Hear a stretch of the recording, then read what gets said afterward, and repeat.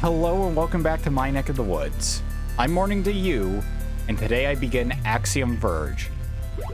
I've been having trouble starting this game for a couple of reasons. First, recording didn't go so well because, as with classic Metroidvanias, the curse is there. The audio is awful. Thankfully, this time it's the reverse, but it's still bad. It drowns me out at points, and really, I don't think you want to have your ears blasted out by the sound of a laser beam constantly. Trust me, it gets old fast. So I have fixed the audio, and now I'm going to get into why I'm choosing hard mode. Because I want to. I want that challenge, and I'm definitely going to get angry. I'm definitely going to feel like I've been cheated out of moments, but who cares? This is for fun. And I'll try to avoid moments of, I hate this because such and such, such and such. Really, that's just me trying to vent my frustrations. And instead of doing that, I'm going to try and calm down and just enjoy the game. Because, hey, that's what games were made for enjoyment.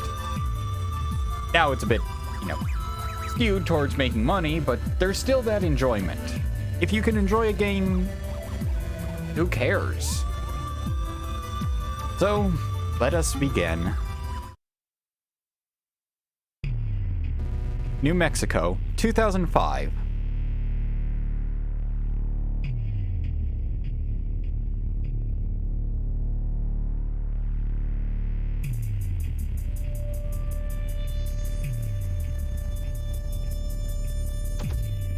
Trace, it's charged and ready. Thanks, Hammond. Starting the pulse now. If only it will work this time. That's hilarious. The game actually cut out dialogue. That's never happened there. Okay, that's interesting.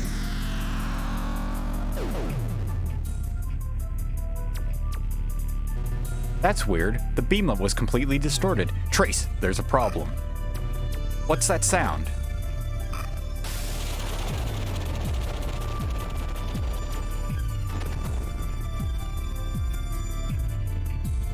As the building collapsed on top of me, I knew it was all over. My life, my goals, all fruitless. But if this were truly the end, if I'd simply died and stayed that way, well, let's just say that everything would have been a lot different. That moment I have to be on my feet because, well, the text really comes at you.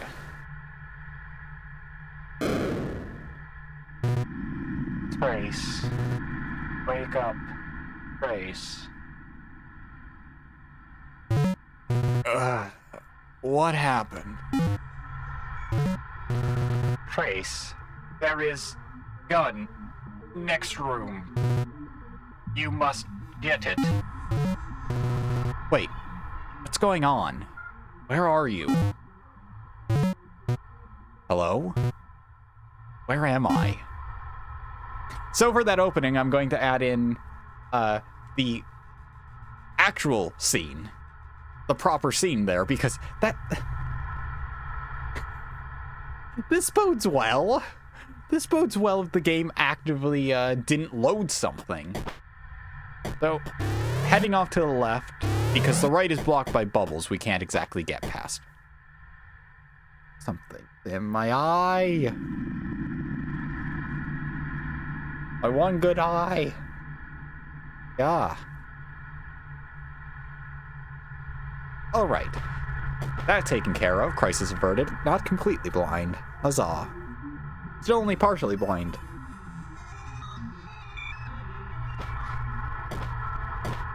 We find in this room, the gun, I guess. The Axiom Disruptor, a high-tech biomechanoid weapon, used with right bumper, lock position with left trigger. Is this the gun that lady mentioned? Or did I just imagine her? Sorry, I'm very weak. You must go, now, before he finds you. Before who finds me? What's going on? I guess she's gone again. Alright.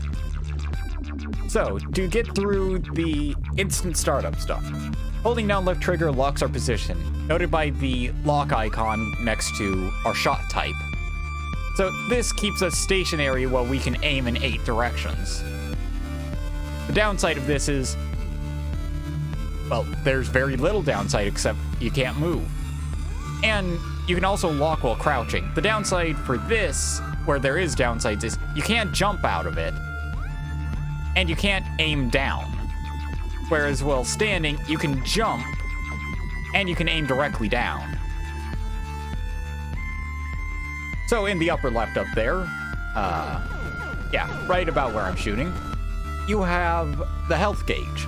Currently that's 2 bars right now. If that's 0, we die.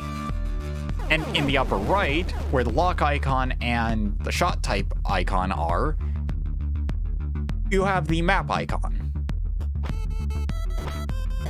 So the game's very simple. Kind of plays like your standard Metroid game. I wonder why, considering this is a Metroidvania. So, A is your jump. X is for something later, same with L. B is for something later, Y is for something later.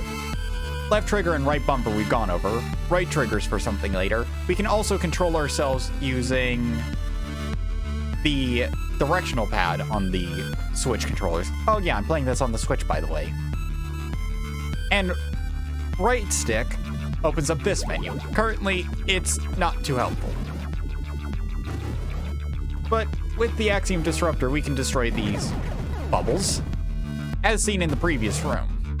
So we can move forward. And introducing our first enemy, which I have just soundly killed, including the one off screen, the Nautilus. Your basic gamer slash zoomer enemy, or Nova, or Sova. Generally, the Metroid enemy known for crawling along walls. Easily dispatched with a few shots. Going to the right, well, we find some odd blocks and can't really do anything to them. And to quickly go over it, enemies won't respawn until you leave the area or you go a few rooms away. So essentially, once you've cleared out a room, that's it cleared for the next few rooms. I can't remember the exact amount. Right here, we have a weird energy door. Can't exactly get through there, and, well, the red orbs activate and deactivate the door. Really just deactivate it. So, can't do much there. Now, if we head back into this room, enemies are still cleared. It's all a case of whether or not you left the room and gone to another room. Also, don't worry about the music cutting out. That's honestly normal for the game. So, to talk a bit about Axiom Verge. The story's insane. I can't say any more than that.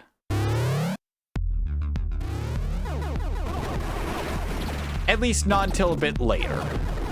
So, taking out more Nautilus, we have the Anzu nest?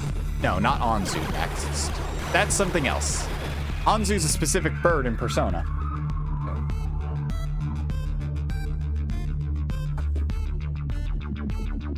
Off-screen stuff is happening, and it is not well. I can quickly find out our enemies, and I've immediately found it. I get names very easily mixed up, so more Nautilus. The music cutting out once again. And these are Anku, as well as their nest. So, the nest will constantly spawn them, and, well, they just attack in a lower left diagonal. So, with that cleared out of the way, we can head up. A single Nautilus exists in this room. Heading up further, we find the green cephalopod. No, that is not a superhero name. They only shoot well, laterally, whatever way they're facing. They can't hurt you any other way. So if you get one stuck, like a tile up from you, you're safe.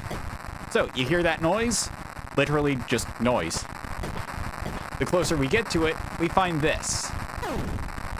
If you touch it, you take damage. Hence why I'm not going to touch it. It's a lot of damage that I don't need to take. Also, our health gauge changed for a second. We no longer had the line moving across.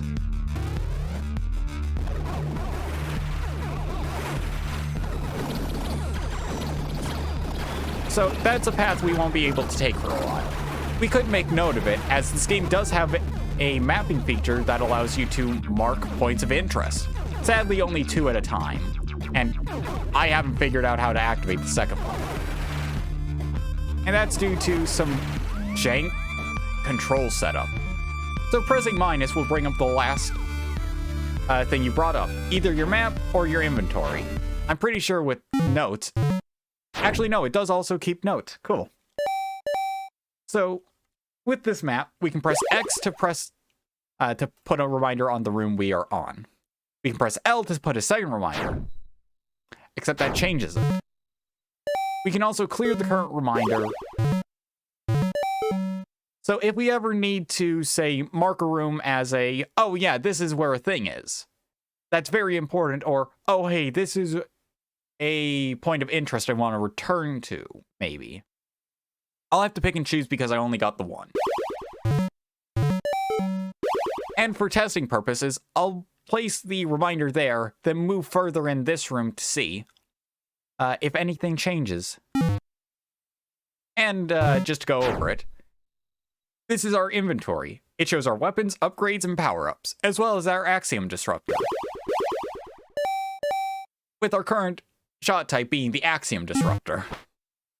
So shoot these orbs, opens up gateways. Who knew? Head up here, and yes. So if you move your reminder to a new location, you have to fully delete it from the old location. You can't just have a bunch of the same. If only I had the option to place the second one. So, in this room we have a purple undulating orb. If you've ever seen Alien or Aliens, this would probably make you feel like, oh, I shouldn't do anything with this. But, on the contrary, much like a Chozo power orb, it holds our next power up. In this case, a secondary shot type. Nova. Firing once launches a large projectile. Firing again causes it to detonate. So Nova has a worse fire rate than the Axiom disruptor, but that secondary effect allows us to, well, shotgun it out. Trading fire rate for something that essentially explodes and does about the same damage with the initial projectile isn't too bad. It's just going to be better for certain actions. So, pressing plus opens up your pause menu, where you can access the map inventory input config so you can change your controls at any time, resume play, or return to the title. If you return to the title, the game will ask you if you want to save, not save, or cancel. Canceling will take you out, thank goodness. Choosing to save or not save will return you to the title. If you chose to save, you'll respawn. You'll re-enter the game, not respawn. But yeah, re-enter the game at the last save station you saved at. Choosing not to save, well, you still return to the last save station you saved at. Just all that progress you made from that point isn't saved. So be careful. We now head back into this room, and with our new power-up, we can head back to that other room. Should probably do that. So, with this, I'm setting that up on the L button. L and X are quick select weapons. So,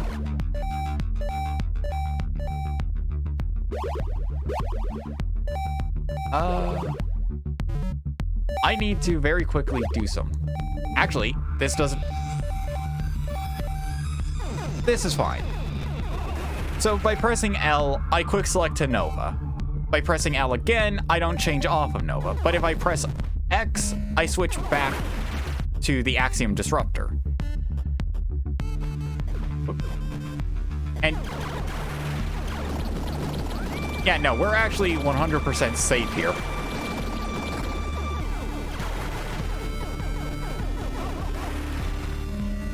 Those red orbs are health.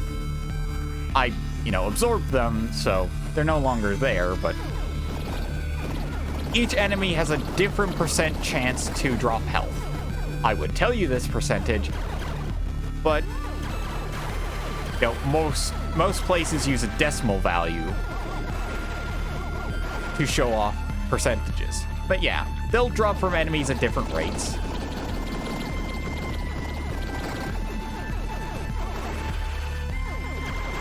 So, if you really are in need of health, just take out some enemies. And you don't strictly need to kill everything in a room. It's just a good idea to do so.